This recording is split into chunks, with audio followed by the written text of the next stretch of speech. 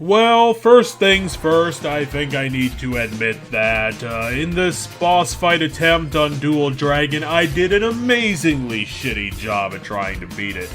But in Wario World's Demented Continue system, you're allowed basically as many attempts as you can buy at a boss fight, stacked back to back.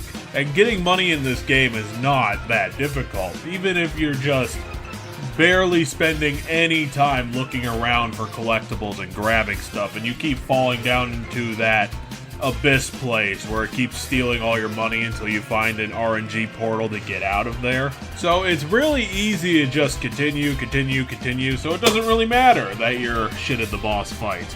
Dual Dragon here, and to be fair, Dual Dragon is the final boss of the horror level that Treasure tried to pull.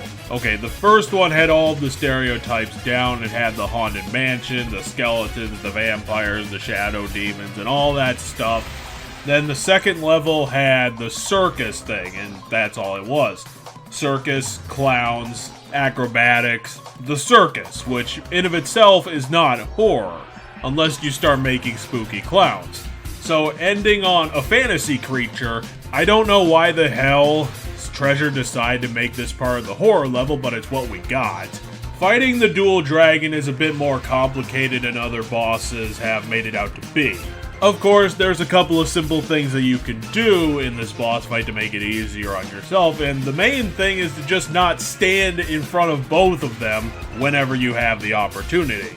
Because one of them will breathe just a bunch of grab balls on you, and the main point of those is just to throw you into the damn sea.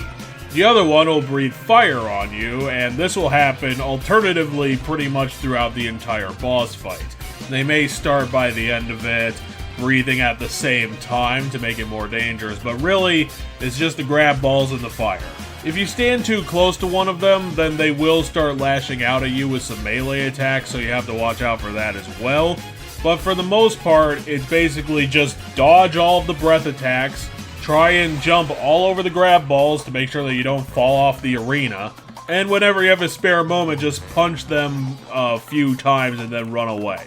Keep that up for a while and you'll pretty much ace this boss fight. If you do what I did and just stand in the middle of both of them, then you're gonna be in for a pretty rough time. It's complicated because you have to constantly dodge their attacks, but the combat in of itself is not. It's as simple as it could possibly get, but the reliance on split-second timing, needing to micromanage your every movement in such a small place, it all does add up for some really knife-edge dodge mechanics, and somewhat there's some tension, but that kinda gets ruined completely with the aforementioned continue system kinda screwing all that stuff up.